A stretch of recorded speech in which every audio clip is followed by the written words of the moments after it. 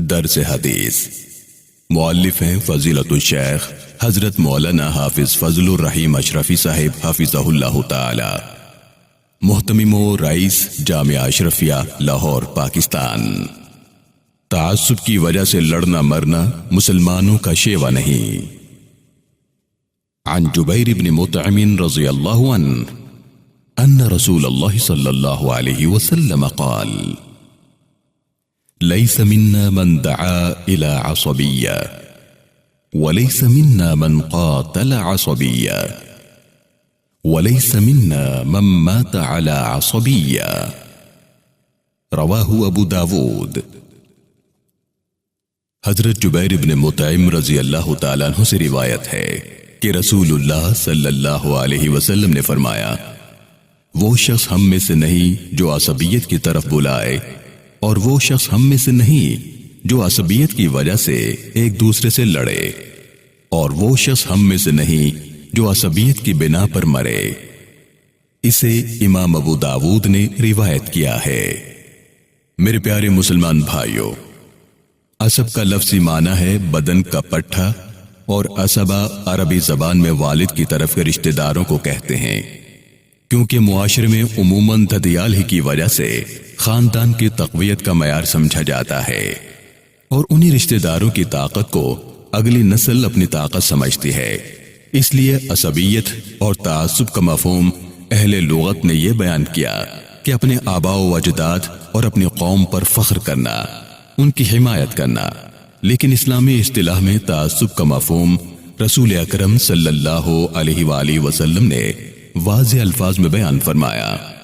جب واصلہ ابن الاسقا رضی اللہ تعالیٰ عنہ نے پوچھا کہ یا رسول اللہ مل عصبیہ، عصبیت کیا ہے؟ فرمایا، ان تعین قومک علی الظلم، عصبیت یہ ہے کہ تو ظلم پر اپنے قوم کی حمایت کرے۔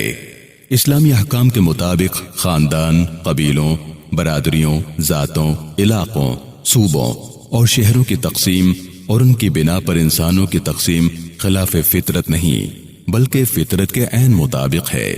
ارشاد باری تعالیٰ ہے، اے لوگو، ہم نے تمہیں ایک مرد اور ایک عورت سے پیدا کیا اور تمہیں مختلف قومیں اور مختلف خاندان بنایا تاکہ ایک دوسرے کو شناخت کر سکو۔ اللہ کے نزدیک تم میں سے زیادہ عزت والا وہ شخص ہے جو تم میں سے سب سے زیادہ پرہیزگار ہے۔ میرے پیارے بھائیوں، تفسیر مظہری میں امام بغوی رحمہ اللہ سے روایت ہے کہ یہ آیت فتح مکہ کے موقع پر اس وقت نازل ہوئی جبکہ رسول اللہ صلی اللہ علیہ وسلم نے حضرت بلال حبشی رضی اللہ تعالیٰ عنہ کو اذان دینے کا حکم فرمایا۔ قریش مکہ جو ابھی تک مسلمان نہ ہوئے تھے، ان میں سے ایک شخص نے کہا، خدا کا شکر ہے کہ میرے والد پہلے ہی وفات پا گئے ہیں، ان کو یہ برا دن دیکھنا نہ پڑا۔ اور حارث بن ہشام نے حضرت بلال رضی اللہ تعالیٰ عنہ کے رنگ کے حوالے سے سخت کلمات کہے۔ ابو سفیان بولے، میں کچھ نہیں کہتا کیونکہ مجھے خطرہ ہے کہ میں کچھ کہوں گا تو آسمان کا مالک ان کو خبر کر دے گا۔ چنانچہ جبرائیل امین علیہ السلام تشریف لائے اور یہ آیت مبارکہ نازل ہوئی۔ بہرحال یہ بات واضح ہوئی کہ خاندان، برادری اور وطنی و لسانی تقسیم خلاف فطرت اور خلاف اسلام نہیں، لیکن آج اس کا استعمال غلط ہو رہا ہے۔ اس تقسیم کا مقصد اللہ رب العالمین نے لتعارفوا بتایا، یعنی اس تقسیم کے ذریعے لوگ ایک دوسرے کی شناخت کر سکیں، ایک دوسرے سے تعارف ہو سکے کہ یہ شخص فلاں ملک میں سے، فلاں صوبے کے فلاں شہر کے فلاں قبیلے اور برادری کے فلاں خاندان سے ہے۔ لیکن اب یہ تقسیم تعصب کے لیے استعمال ہونے لگی ہے۔ یہ بات یاد رکھنے کے قابل ہے کہ اپنے خاندان یا اپنی قوم سے محبت رکھنا عصبیت میں داخل نہیں۔ مسند احمد اور ابن ماجہ میں عبادہ بن کسی شامی سے ایک فلسطینی عورت فسیلہ نامی کی اپنے والد سے روایت ہے کہ انہوں نے رسول اللہ صلی اللہ علیہ وسلم سے پوچھا کہ آدمی اپنی قوم سے محبت کرے تو کیا یہ عصبیت میں داخل ہے؟